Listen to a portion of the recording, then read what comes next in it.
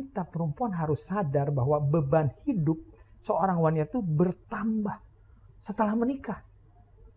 Bertambahnya banyak dibandingkan dengan sang pria. Itu saya selalu mesti tekankan. Bahwa kalau wanita kelihatannya semua peranan dia ambil. Harus urus suami, harus urus anak. Dan juga kadang harus mencari nafkah. Kan gini, lebih baik ditertawakan karena terlambat belum menikah. Daripada salah pilih setelah menikah nggak bisa tertawa lagi. Nah kali ini kita akan memperjelas gitu kan ya. Bagaimana kalau gitu cara memilih yang benar? Sebelum kita ngebahas soal pasangan yang baik, kita perlu lihat ke dalam dulu. Diri kitanya. Betul. Okay. Kan kadang kalau aku sebenarnya sempat ngomong gitu, kita nggak akan bisa ngelihat Ferrari, mau Ferrari lewat, sangsing juga kita nggak akan bisa ngelihat karena kita memantaskan diri kita untuk bajai. Memilih pasangan itu bukan entirely up to us. Tapi ada orang tua gue setuju nggak ya, teman-teman gue terima nggak ya, tetangga gue akan ngomong apa ya, bahkan mungkin masih banyak perempuan yang mikirin tukang nasi goreng yang di pengkolan tuh ngomong apa soal pasanganku, padahal sebenarnya kan nggak relevan ya.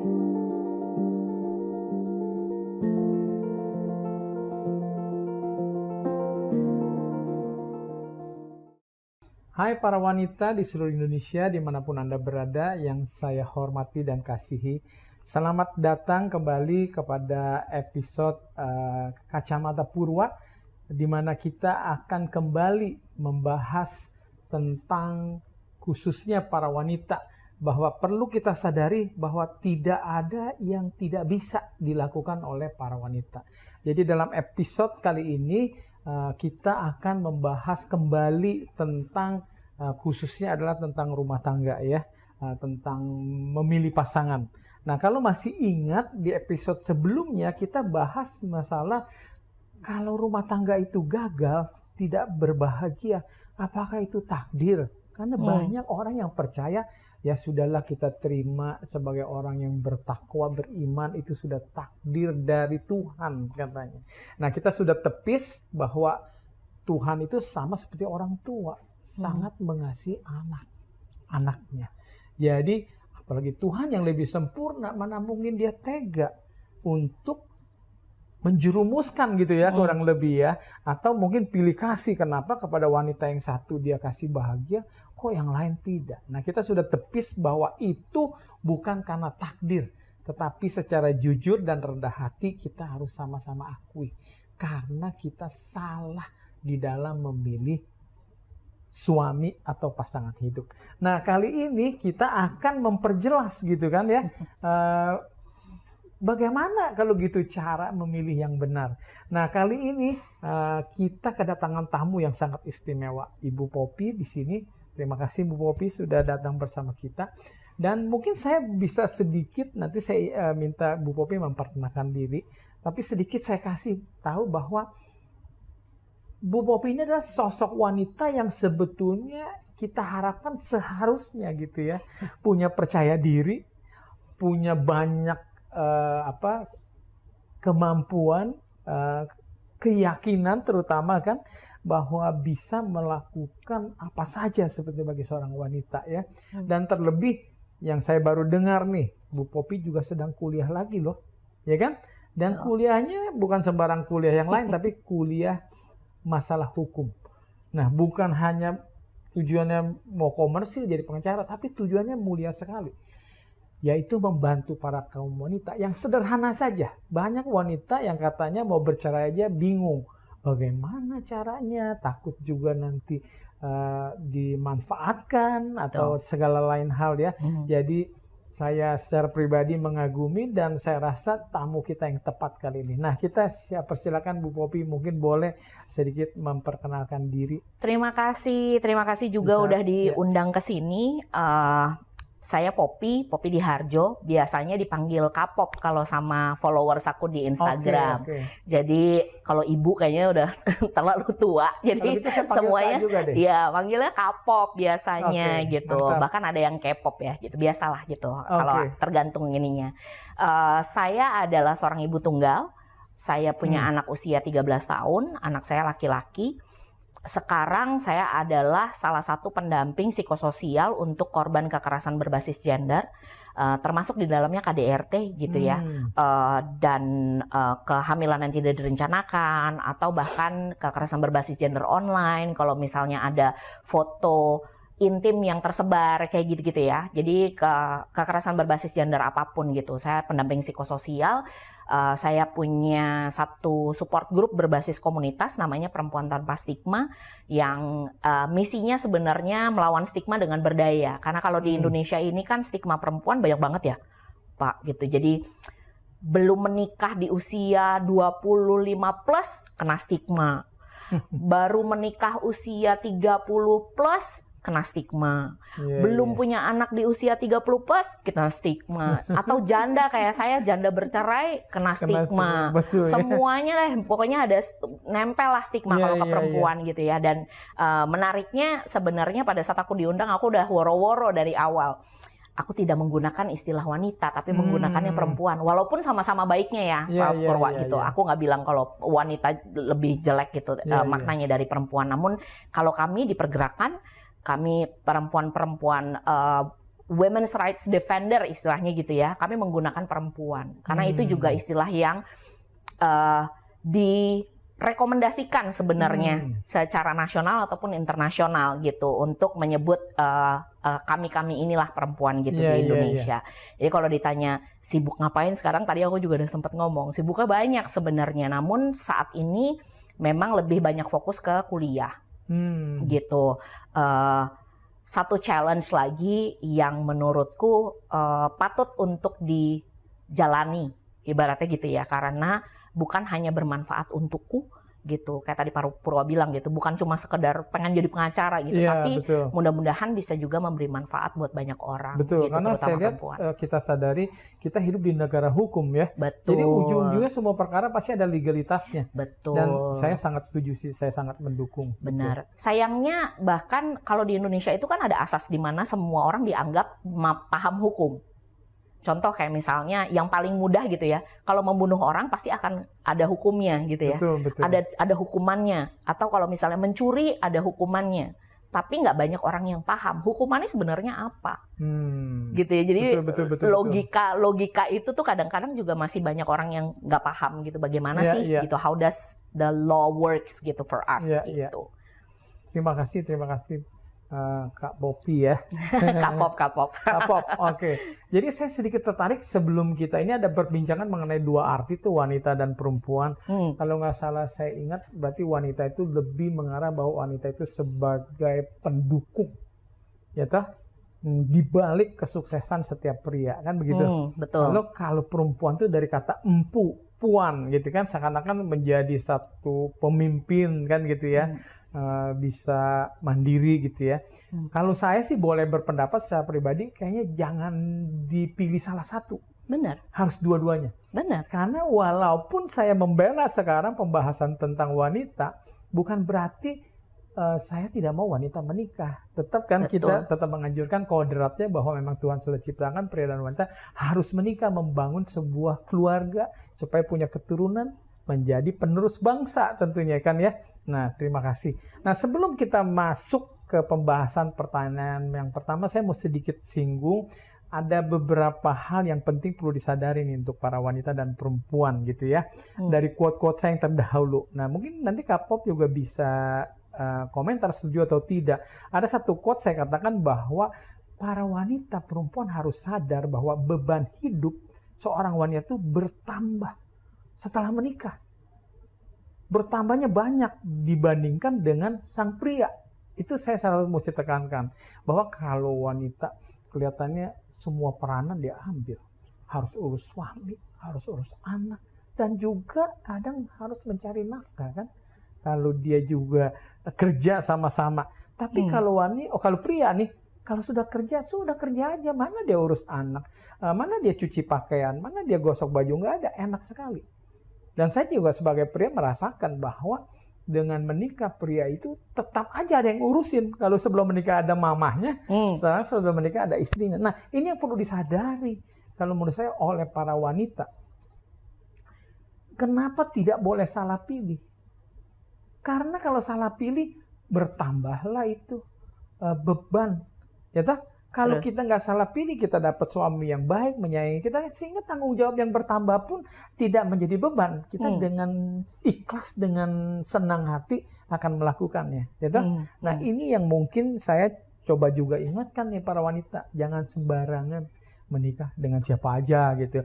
Dengan ya kan? Betul ya? Setuju nggak setuju sebenarnya. Oke. Jadi kalau kami sebagai women's rights defender, kami tidak berharap bahwa kami bisa jadi pemimpin dalam rumah, gitu. Itu satu dulu. Yang seringkali cowok-cowok mikirnya, ini cewek-cewek nih yang jadi feminis pengennya jadi suami apa gimana di rumah gitu ya. Padahal bukan itu. Ini namun yang kami harapkan ada ketersalingan. Betul. Sama kalau di agama kita kan, aku juga Kristen gitu ya, di agama kita kan kita membahas soal kasih ya. Bagaimana kita saling mengasihi, saling menghormati, saling menghargai, ada saling lah. Begitu juga dalam pernikahan. Betul. Kenapa perlu mempertimbangkan dan juga menjaga standar kita sebagai manusia, mau laki mau perempuan, adalah untuk paham kita akan ketemu orang yang sejalan. Betul. Sehingga saling itu bisa lebih mudah dilakukan.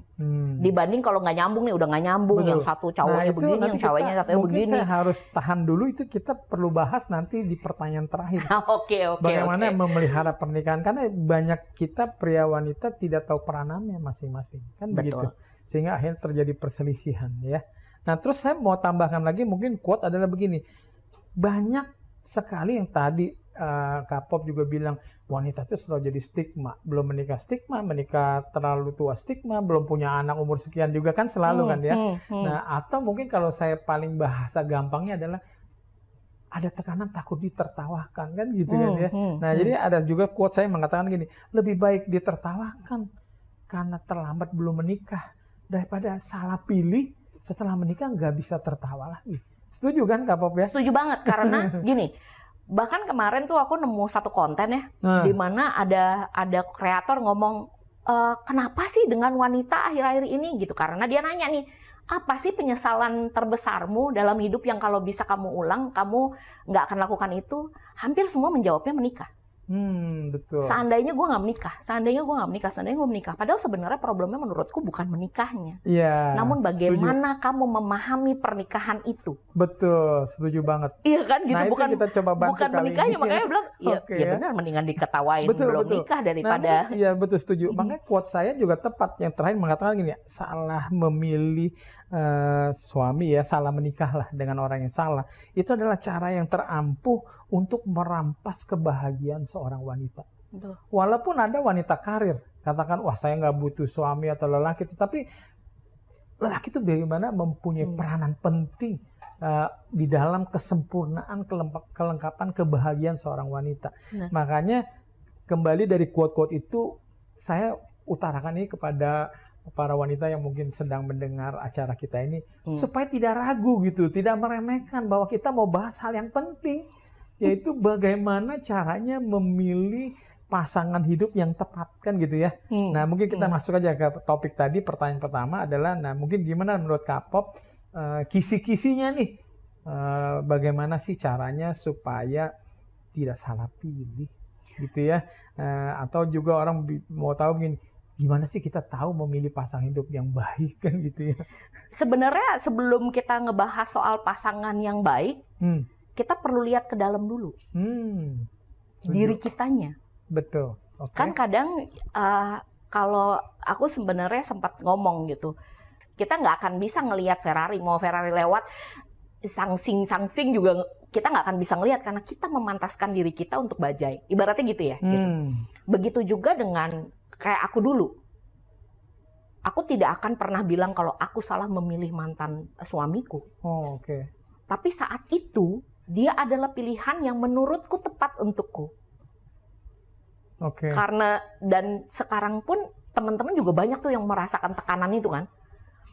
Umur 25 udah ditanya sama orang tuanya, kapan kamu nikah? Gak ada pacarnya apa gitu ya. Gitu sehingga tekanan itu membuat kita jadi yang coba-coba gue cari dulu gitu ya. Gitu, dan pada akhirnya kemudian menyadarinya baru sudah udah kadung masuk, ibaratnya udah masuk ke penjara ibaratnya gitu ya, gitu kan gitu ya. Sementara dia berharapnya adalah dia bisa mendapatkan sense of security. I need to feel safe. Dan me being safe means that I'm going into some marriage lah, dalam pernikahan. Aku ingin merasa aku aman. I need to feel safe. I forgot ini quote dari siapa ya gitu. Nanti coba dibaca tahu. Jika kamu mencari security and safety, go to prison. But you can forget about freedom. You feel safe, dikasih makan, dikasih minum di penjara ya kan. Betul. Tidur, bisa tidur sesuai waktu, bangun tidur ada waktunya. It's safe. But you don't have the freedom untuk melihat dunia dan lain sebagainya. It's the same thing with marriage. Kalau misalnya alasannya menikah adalah alasan yang salah. Jadi bukan, kalau buatku pribadi ya Pak, bukan orangnya yang salah, alasan menikahnya yang salah. Sehingga ketemunya orangnya pada akhirnya, lu ngapain sih nikah sama orang kayak gitu ya? Iya. Aku pun sendiri dulu kalau misalnya looking back gitu ya, aku Poppy kok bodoh banget sih? Lu ngapain milih laki-laki kayak begitu? Tapi kemudian pada saat aku mulai menyadari, lihat ke dalam, oh iya ya, dulu aku memantaskan diriku memang hanya untuk laki-laki yang kayak begini. Sehingga pada akhirnya, ya ketemunya yang gitu-gitu aja gitu. Sekarang kalau misalnya, aku yakin Pak Purwa pasti pernah mendapatkan curhat dari teman-teman perempuan yang bilang, gimana ya Pak, aku kok ketemu laki-lakinya salah melulu, gitu lagi. Tapi bayangkan, 9 kali berelasi gitu ya, 9 kali berelasi, dia merasa bertemu laki-laki yang salah. 9 laki-laki yang berbeda. Dalam relasi itu, 9 relasi itu apa yang sama? Dianya kan? Betul. So you need to look within sebelum kamu ngelihat dan menilai kok laki-lakinya salah. Good. Jadi poinnya itu adalah memang sih sebetulnya sih ujung-ujungnya hasilnya pasti ada kesalahan. Betul. Kita salah pilih, cuma apa penyebabnya kan gitu. Correct. Bagus sekali bahwa memang wanita harus introspeksi diri. Kalau saya pernah ada reel saya mengatakan gini, sebetulnya mencari pasangan itu tuh seperti memancing ikan. Gitu. Intinya gini, kalau kita mau memancing ikan koki, ya kita pakai cacing kecil. Tapi kalau memancing hiu, kita harus pakai darah yang banyak. Jadi maksudnya, para wanita tidak sadar, dia itu sedang menempatkan diri, bukan saya bilang dalam arti kata negatif, sebagai umpan terhadap pria yang dia mau temukan. Kalau dia berdarah-darah, ya tahu sendiri, nanti pria-pria jenis hiu yang akan datang. Kan begitu. Jadi memang bagus dari Kapok pesan kepada para wanita, nomor 1 langkah pertama, benahi diri kita. Betul kan ya? Nah, saya setuju banget. Terutama kalau saya boleh bilang, sebagai wanita itu harus mengutamakan iman. Ya, bertumbuh di dalam Tuhan. Kenapa? Kalau sudah ada pertumbuhan iman yang benar, dia akan melihatnya berbeda. Nah, di dalam juga melihat pria, mana yang lebih penting? Apakah penampilan fisik, ya kan? Wah, keren nih, maco, atau lebih kepada karakter, kan begitu? Betul. Ya, jadi kita sama-sama setuju ya, bahwa supaya bisa mencegah, nih kita sudah bicara adalah mencegah supaya tidak salah pilih. Kita harus rubah diri. Betul. Supaya kalau diri kita sudah berubah benar, kita punya kecenderungan menyukai pria-pria yang sifatnya lebih benar. Kurang lebih begitu kan ya? Jadi kalau di pentas itu, kenapa aku menyebutnya perempuan tanpa stigma ini, aku singkat jadi pentas. Karena ibaratnya kita nih kan lagi mentas nih di hidup kita tuh adalah sebuah panggung gitu ya. Bagaimana kita menguasai panggung, itu yang pada akhirnya akan menentukan siapa audiens yang datang melihat kita. Siapa yang akan kita undang naik ke atas panggung kehidupan kita. Begitu juga orang-orang yang kita anggap patut untuk ada di atas panggung hidup kita. Gitu. Kalau kita ngomongin soal bertumbuh dan berprogres juga kan perlu ya. Bukan hanya cuma sekedar berproses nih. Berproses terus ngomongnya, oh aku sedang work in progress, progressnya mana? Kita perlu paham kita ada di mana, kita mau kemana, bagaimana caranya ke sana. Setuju, betul. Gitu. Jadi bukan hanya sekedar kita paham tentang apa yang kita mau, karena kadang kita mau semuanya mau lah gitu. Tapi kita juga paham kemampuan kita sendiri seperti apa untuk mendapatkan apa yang kita mau. Iya. Bisa nggak perempuan kayak tadi Pak Purwa ngomong, perempuan bisa apa aja? Lu mau ngapain aja bisa sebenarnya, gitu. Pertanyaannya cuma mau atau enggak aja. Betul. Percaya atau enggak? Iya. Gitu kan ya. Mau apa enggak? Gitu. Betul. Kalau misalnya, oh oke lah, aku bisa sih, tapi nggak percaya, kayak Pak Purwa bilang gitu. Betul. Bisa nggak? Bisa po, bisa. Tapi aku nggak percaya aku mampu gitu. Pada akhirnya ya di situ-situ aja, gitu kan. Bagus ya. Saya terus terang setuju banget. Ini ada pemikiran baru yang lebih dalam, gitu ya. Kan kita memang kalau bicara memilih itu suatu proses. Betul. Tapi awalnya kita harus benahi dulu kita punya mindset kan. Betul. Karena walaupun kita lalui proses itu dengan benar, tapi mindset ini sangat mempengaruhi apa yang kita akan pilih. Itu bagus banget ya. Benar. Jadi para wanita tolong benahi diri supaya kita punya apa ya? Bekal mindset, sih sebenarnya. Kita punya dasar kriteria. Betul. Itu benar. Jadi kalau di pentas tuh kita menyebutnya your vibe create your tribe. Betul. Apa yang energi yang kamu keluarkan, bagaimana kamu memproject yourself, itu akan setuju. Mengundang orang-orang dengan frekuensi yang sama. Iya, setuju. Nah, kalau sudah sekarang seorang wanita itu sudah benar nih, di tune up, dia punya tadi cara berpikir segala macam ya kan, mau tidak mau kan dia harus melalui proses. Betul. Nah, jadi proses ini juga perlu nih kita kasih tips-tips gitu ya.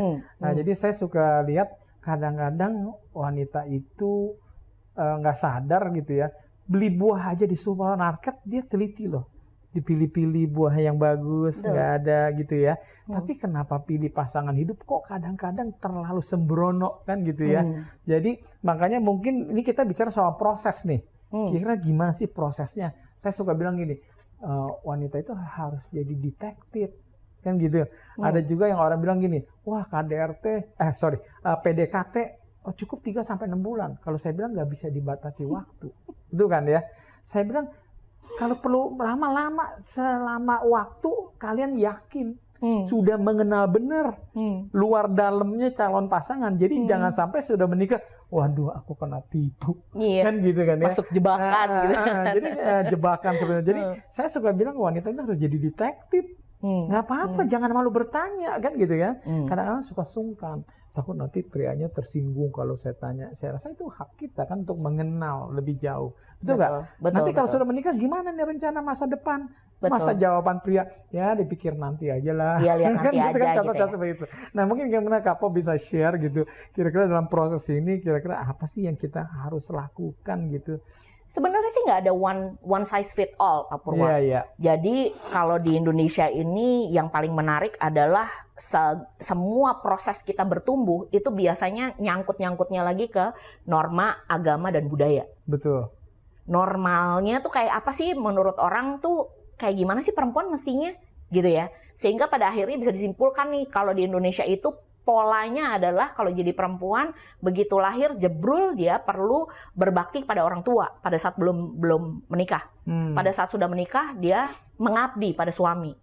Pada saat dia udah jadi ibu dia perlu jadi laksana bidadari, udah nggak boleh ada salahnya gitu kan ya, ibaratnya gitu. Padahal sebenarnya itu kita adalah manusia yang sama, namun kita menyesuaikan dengan kondisi. Betul. Kita Poppy tetap Poppy yang sama gitu. Namun bagaimana Poppy membekali dirinya sehingga mindsetnya lebih, oh ini begini, oh ini begitu. Itu kan bukan hanya sekedar membutuhkan open mind. Aku nggak pernah menggunakan istilah open mind, tapi beginner's mind. Kalau open mind, aku membuka pikiranku untuk melihat, oh iya, oke. But beginner's mind means adalah aku ambil dan aku amati. Oh bagian atasnya ada ini, oh bagian ininya ada ini, bagian ini ada ini ada ini. Kayak tadi Pak Purwa bilang. Jadi lebih kepo lah ya, lebih mau banyak tahu kalau beginner's mind. Jadi kayak anak kecil yang baru melihat gelas pertama kali, dia kan amazed tuh. What is this? Dia bongkar, bahkan masukin mulut. Supaya tahu apa sih rasanya. Semua dicoba ya. Exactly, tapi seperti itulah pada saat kita menjajaki hidup kita. Pak Purwa tadi bilang, lu mangga aja lu teliti tuh, lihat nih kita, baunya kita, kayak gimana, ininya kayak gimana. That's the same thing dengan pada saat kita memilih pasangan.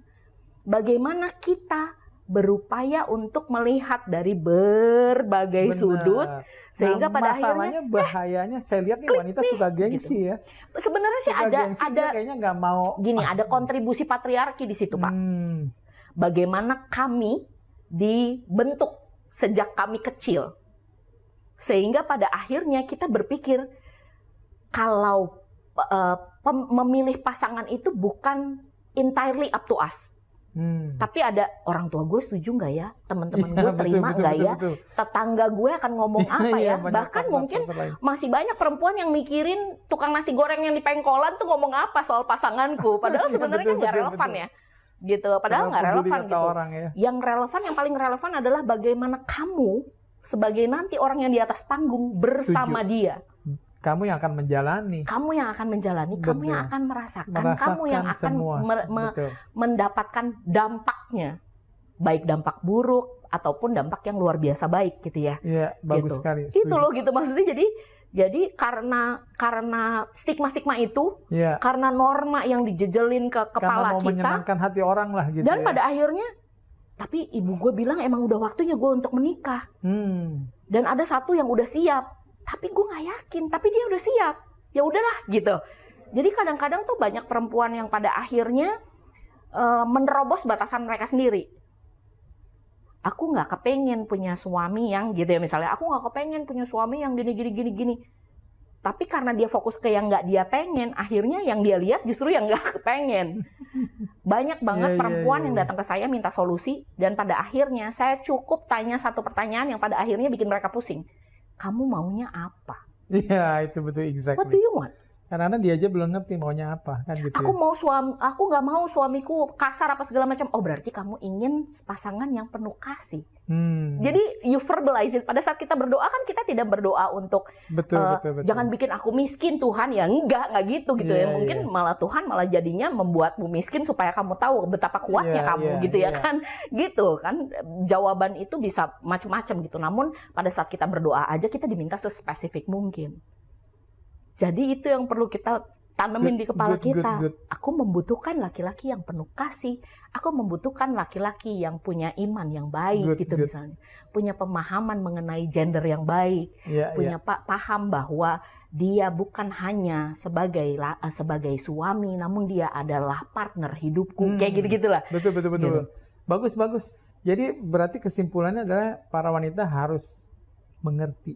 Iya, perlu paham apa yang dia butuhkan. Apa itu pernikahan sih nanti, dan apa yang kamu mau. Nah, kadang-kadang kan nggak jelas gitu ya. Atau kadang-kadang kayak perempuan mengharapnya gini, ya mestinya dia tahu dong. Ya gimana mau tahu, orang nggak perlu dibahas gitu ya kan. Jadi bukan masalah, benar. Jadi bukan masalah komunikasi sebenarnya Pak Purwa. Kalau misalnya ada relasi yang buruk gitu ya, berakhir buruk gitu. Bukan masalah komunikasi, namun ekspektasi yang tidak dikomunikasikan. Betul. Itu salah satu, nanti kita bahas mungkin ya. Yang kedua, jadi intinya kita para wanita pun harus mengerti dan tahu, ya apa yang kamu mau gitu ya, apa yang akan bikin kamu bahagia, mungkin begitu ya inti permasalahannya. Jangan sampai menikah karena tekanan tadi, desakan, apakah dari orang tua, aduh kapan nih ditanya terus gitu ya, akhirnya terjebaklah, dikejar target, tergesa-gesa, akhirnya apa?